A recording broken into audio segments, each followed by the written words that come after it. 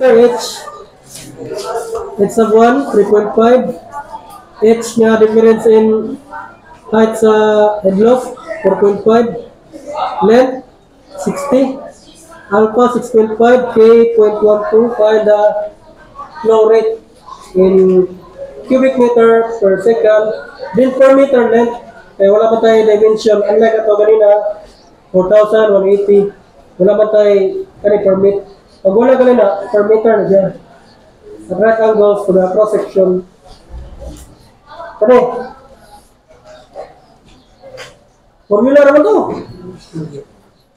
Ganito, headloss. Headloss ha, headloss. H over L over cosine alpha. Then, para may Q, KIA. Kila K, 0.12. Note lang centimeter ni. Para may meter, 100. Kaya ito is what? Q is equals to KIA. Okay, K na. Kailan na? 0.12 centimeter second. May mo meter, 100. 1 meter. Bila naman eh. Ay, ikaw na lang. Scientific, 1.2. Times 10 to the power negative 3 meter per. Then ang I, this is, kabalo lang sa formula, H over L over cosine alpha. H is the elevation. Headloss. Nagiging 4.5. Length. Length. 60. Cosine. Triangle. 6.5. Pila man yun?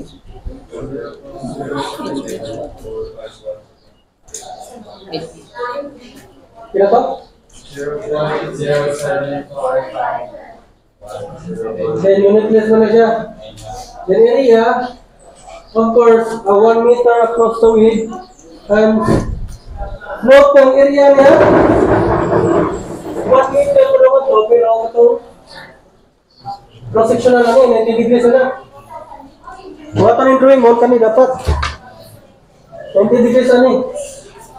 Kani mo niya ang height 90 degrees ani times 1 meter nga padungan to. So 1 meter times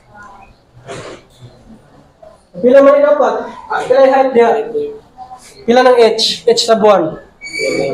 3.5 ni. Ang 3.5 ano? Kanina. Kanina ng 3.5 na. Tanawa ang pagka-figure. Horizontal no? So 3.5 na siya. And then kung ibutaw na ito dali, ang 3.5 na kami straight line. 3.5 ni. So, tanggalan ito ng prayer muna. Kung na ito dali, 3.5. And then 90 degrees ni. Then ito pabarog. 90 degrees ni. 3.5 ni, hypotenuse ni. So, kanina may palita. H. Kahit kanina, kapano ka, kung 6.5 ni, sa geometry nyo, 6.5 ni. So, pila H, opposite, adjacent over, hypotenuse, cosine, gaton. So, cosine, 6.5 is equals to adjacent, H over 3.5. So, H here is 3.5 cosine. 3.5 cosine. 6.5.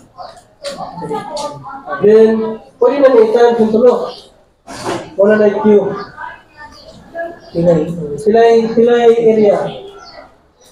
3.5 na niya po na, doon na niya po na sa 3.5. Sila. 3.5 cosine, 6.5. 3.48. 3.48. Then, square meter na eh. Wala na. Kung itan ka nito, ang answer na meter cube per second, no? Then, per meter length. Kaya na 1 meter straight mo ta. Padaw ito sa papel. Per meter length. Kung dapat i-dimension, say na itong 4,000, ano to, 1,180, o 800. At wala man. Pag wala ka nagyan nga across nito, kasya mo na 1 meter length. Same na siya, bisan pag mag-design ka mga retaining wall mo noon, di ba taas mo kayo ng mga retaining wall? Kung wala dimension na, 1 meter. Isa na slab, kaya mag-design ng slab, 1 meter, gato na siya.